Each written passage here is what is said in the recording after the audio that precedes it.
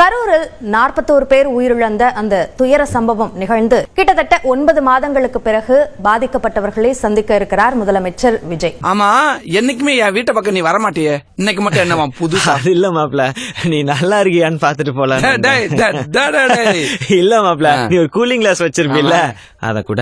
அதானே, என்னடா சுண்டலி சொற்றோட சுத்துறேன்னு பார்த்தேன். இதில் முக்கியமாக அதில் பாதிக்கப்பட்ட குடும்பங்களைச் சேர்ந்த 32 பேருக்கு அரசு பணி வழங்கப்படுகிறது என்பதற்கான அறிவிப்பு தமிழ்நாடு அரசு தரப்பில் வெளியிடப்பட்டிருக்கிறது. உங்கள எவ்வளவு ஒருத்தனுக்கு கிடைக்க வேண்டிய வேலை என்னால கிடைக்காம போயிருச்சு.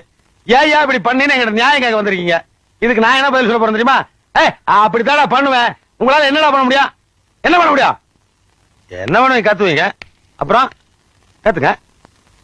அட கத்துக்கப்பா. படிச்சு முடிச்சுட்டு ஏதோ ஒரு நம்பிக்கை நாங்களும் அலைஞ்சிட்டு இருக்கோம். எங்களுக்கா நீங்களும் என்ன செய்ய போறீங்க? ஆளுக்கு ஒரு சங்கு கொடுப்போம்யா, வாயில வச்சு ஊதுங்க. அது கூட சீக்கிரம் போகணும்ப்பா, இல்ல வெறும் வாய்தா, வாய் வலிக்கும். எதுக்கு சிரிக்கிற? அன்எம்ப்ளாய்டு பார்த்தா உனக்கெல்லாம் கூட இலக்கரம் போச்சா? சரி, நீ எம்ப்ளாய்டு ஆச்சே. பஞ்சாயத்தடா முடிச்சு வச்சு நமக்காக அம்மட்டு போலும் புள்ள குட்டியோட வெயில்ல காத்து கிடக்குறாங்களே. இடைத்தேர்தலுக்காகத்தான் இந்த காலகட்டத்தில் முதலமைச்சர் விஜயனுடைய பயணம் கரூருக்கு திட்டமிடப்பட்டிருக்கு. எல்லாருக்கும் தெரிஞ்சு போச்சா? அது இடைத்தேர்தல் வந்து எப்படி அடுத்த வாரமா இல்ல அடுத்த மாசமா? என்ன இடைத்தேர்தல் டேட் வந்துருச்சா? இந்த மாதிரி கேரப்பைய கேள்வி எல்லாம் கேட்டா உன்னை அடிச்சே கொண்டு விடுவேன். நான் கேக்குறேன், இடைத்தேர்தலுக்கு போறாங்கன்னு கொடுக்கறனால உங்களோட தோல்வி பயமா? பயமா? உன்னை பார்த்து பயப்படுறது நீ என்ன பெரிய பின்லேனா? உடனே புறம்போக்கு. இன்னைக்கு கரூர்னு சொல்லி எடுத்துக்கிட்டாலே இன்னைக்கு நடந்தக்கூடிய ஒரு தூரத்தை தான் பார்க்க முடியும். இதுக்கெல்லாம் யார் காரணம் தெரியுமா?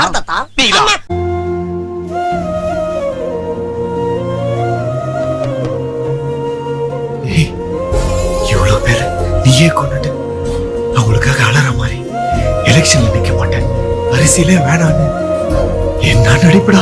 இந்த கரூர் விஷயத்தை பொறுத்த வரைக்கும் நாங்க அரசியல் ஆதாயம் தேடுறோம் அப்படின்னு சொல்லி பேசுறோம். அரசியல் ஆதாயம் தேடணும் நாங்க முடிவு பண்ணியிருந்தோம்னா அன்னைக்கே எஃப்ஐஆர்ல ஒரு பேரை போட்டு நாங்க பாருன்னு போயிருக்கலாம். அங்கேயே உங்களை பொலக்கட்சி விளக்கேத்திருக்கணும். உடனடியா போய் பார்த்தது நாங்க தான் பார்த்தோம். உங்களை மாதிரி ஓடி ஒளியறது வந்து ரன்னிங் ரேஸ் வச்சா யார் ஃபர்ஸ்ட் ஓடுவாருன்னு சொல்லி ஜோசப் விஜய் மாதிரி நாங்க ஓடல. முஸ்தபா, நீங்க பேசும்போது அமைதியா இருந்தா, நீங்க அமைதியா இருக்கணும். என்னடா அவர் எம்எல்ஏடா? மாமா கோவம் வந்துருச்சு.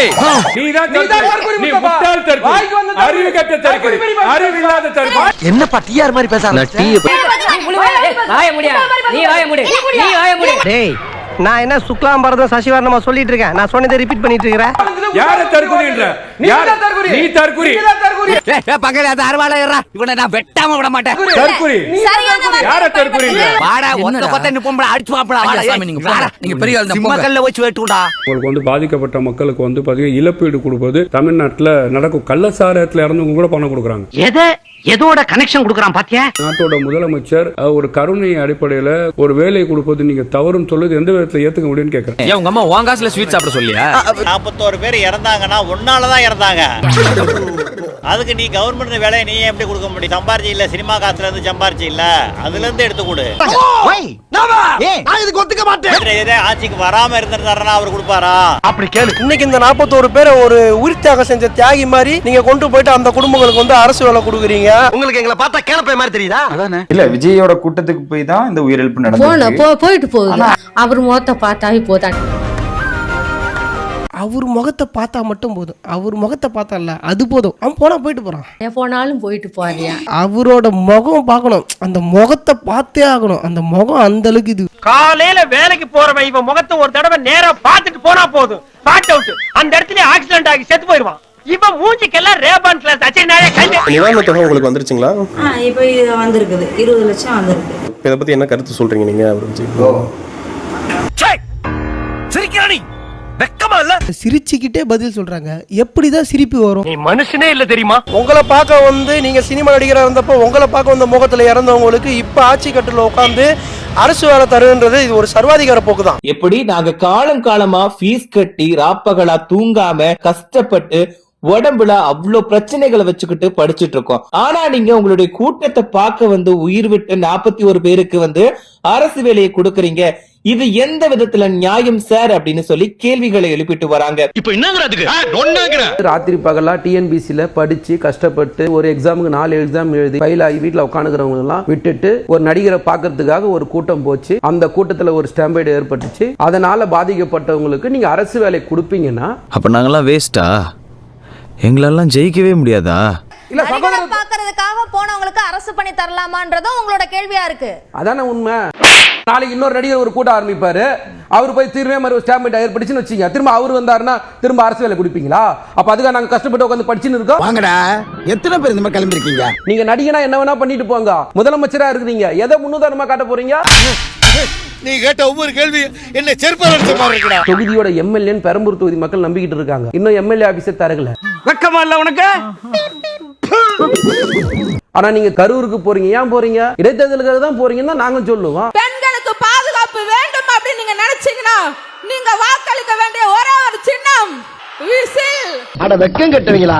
இதுக்கு ஒரு 4 பேர்த்த மூத்திரத்தை வாங்கி மடக்கு குடிக்க வேண்டியதானே? ஏன்டா இந்த வேலை பாக்குறீங்க? இதுல இடைத்தேர்தல் என்பதுதான் நோக்கமாக இருக்கு. அதனாலதான் திருச்சி கிழக்கு இப்ப கரூர் அப்படின்னு அவருடைய அந்த பயணம் என்பது அப்படியாக திட்டமிடப்படுது என்பது அவருடைய விமர்சனம். அவங்க பாருங்க. சொல்லுடி சொல்லு. அதாவது முதல்வர் விஜயின் கரூர் பயணம் அரசியல் ஆக்குவது யார் அப்படின்னு ஏதோ ஒண்ணுமே தெரியாத மாதிரி தலைப்பு வச்சிருக்கீங்க. இதற்கு இது பதில் இல்லையே. எங்களோட தலைப்பை நீங்க கிண்டல் பண்றத அப்புறமா கிண்டல் பண்ணிக்கலாம். அந்த கேள்விக்கான பதில சொல்லுங்க. கேட்கிற கேள்வி மட்டும் ஓகே, என் சிற்றறிவுக்குப்பட்ட திருத்தத்தை சொன்னேன். குடுக்கிற டயலாக் ஒட்டி பேசு, ஓவரா பேசாத. நான் சென்ட்ரல் கவர்மெண்ட்ல ஒரு ஒர்க் பேரறிவாளர் நினைச்சதா சார் சென்ட்ரல் ஆளுதான் ஆன மாதிரி வளர்ந்துருக்க, அறிவு பூன அளவுக்கு கூட இல்ல. சென்ட்ரல் கவர்மெண்ட்ல ஒர்க் பண்ணியிருக்கேன். ஸ்டேட் கவர்மெண்ட்லயும் எனக்கு தெரியும். இதெல்லாம் யாரா உன்கிட்ட கேட்டா? யாரா நீ? இந்த கருணை அடிப்படையில் பணி என்பது அந்த குடும்பத்துல பிரெட் வின்னர் யாராவது இறந்துட்டாங்கன்னா குடும்பம் கஷ்டப்படுறதுக்காக அரசு பணியில இருந்தவங்க இறந்துட்டாங்க. என்ன எஜுகேட் பர்சன்ட்? என்ன படிச்ச நீ? காலேஜ், சுண்டக்கா காலேஜ். ஆமா, விஜய்க்கு ஓட்டு போடுங்க இப்படி சொல்லி நீ வந்து திருட்டுத்தனமா முள்ளமாரித்தனமா நீ உள்ள பூந்திருக்கிற. சின்ன பையன், அவனுக்கு கும்பிடுங்க, அவன் கோச்சுக்கு போறான். இவருக்கு தான் ஓட்டே கிடையாது. அவனுக்கு ஓட்டு இருக்கோ இல்லையா? அவன் அப்பா அம்மாவுக்கு ஓட்டு இருக்கோம்னா இவனுக்கு மரியாதை காட்டலன்னா அவன் 2 பேருக்கும் கோவம் வந்துடும். போடுங்க, கும்பிடு. வணக்கம் தம்பி. ஐயோ அப்படி இல்ல, தம்பி குலமே வணக்கம். தம்பி குலமே வணக்கம். சாப்பிட்டியாப்பா? ஒரு ஓட்டு. உங்க அப்பா அம்மா நல்லா இருக்காங்களா? 2 ஓட்டு. பள்ளிக்கூடத்துக்கு போனியா? 3 ஓட்டு. நல்லா படிக்கிறியா? 4 ஓட்டு. அப்படியே அந்த மூக்கு செடி கொஞ்சம் தொட்டு. விஜய் மாமாவோட குட்டி நண்பா நண்பி அவங்களாலதான் இது நடந்திருக்கு. கூச்சமே இல்ல. இப்படி பண்ணா போதுமா? சேவிங் பண்ண போறாரா? நீ வந்து ஆட்சியில வந்து என்னத்தை கிழிக்க போற? ஓகே சரிங்களா? ஆணியே புடுங்க முடியாது உன்னால. ஒண்ணும் படி. பல்லருக்கு எவ்வளோ ஆகும் சார்? ஒரு 1500 ரூபா ஆகும் சார். பண்ணிக்கலாம் சார். Okay sir. 2 பேர்ல யார் பண்ணுவீங்க சார்? நீங்க யாருக்கு ஓட்டு போட்டீங்க?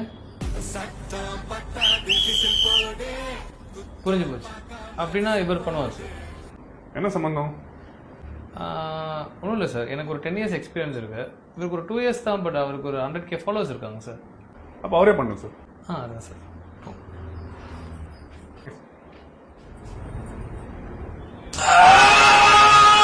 அது ஒன்றும் பிரச்சனை இல்லை. அவர் இப்போதான் பழகிட்டு இருக்காரு. ஒரு 6 மாசம் டைம் கொடுங்க. ஒரு 6 மாசம் கேட்காதீங்க. ஸ்டார்ட் பண்ணு.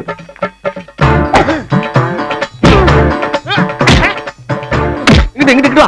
அப்படியா? படைக்கல மண்டல மட்டும் அடிச்சிடாத, குலக்கேசல் உள்ள போயிருவேன். சரியா? உங்க வீட்டு பிள்ளையா நினைச்சு எல்லாரும் என்னை மன்னிச்சிருக்க.